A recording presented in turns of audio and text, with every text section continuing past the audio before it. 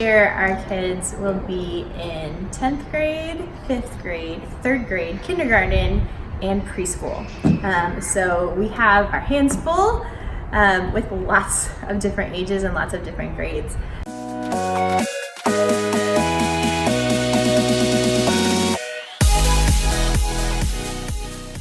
One of the big reasons we even got started is with kids that spread out, we were having to drive all over to schools all the time. We spent an hour in the car every morning, an hour in the car every evening, getting home, and we just didn't ever see each other. And one of the things that moved us towards homeschooling was, this is hard, and I'd rather spend my time and energy figuring out how to do this together at home instead of just spending all of our time in the car every day.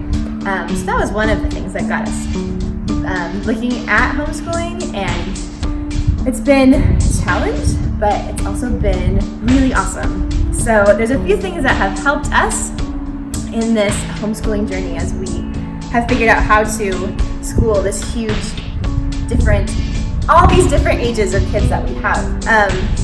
One thing that has been really, really helpful is letting them learn together when they can. For example, science is a good thing they can do together. We can learn about a specific item, we can do an experiment, and everyone can watch it and take part of it, and then the older kid writes a lab report on it. Or the younger ones who don't really understand what specific thing we're talking about can do coloring pages, and we combine anything that we can. History is easy to combine.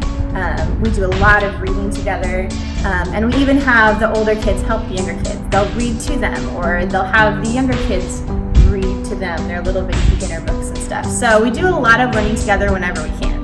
Also, for the younger kids specifically, a lot of times we spend time at the dinner table just reviewing what they learned. If they didn't get to write a report, we can go up with comprehension with just conversation around the dinner table. Another thing that's been key for this many grade levels in one house is coming up with a schedule. It doesn't mean that at this time this happens and this time this happens, but it definitely helps my kids to know what they have to do in a day, when they're going to spend time with me, when they're going to spend time working on their own, and when they're going to have breaks.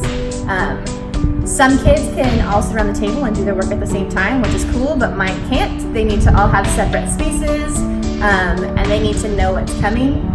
So it's a little bit of a juggling act, but having a plan for the day very much helps get through the day with all these students and all their subjects.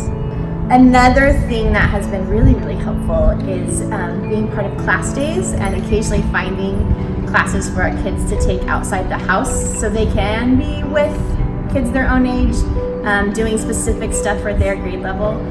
We love Heritage Class Days for that, and have also, done some classes online here and there, and just whatever it is that you find that your kids need, you can sometimes send them somewhere else to do that class, and that can be really helpful as well.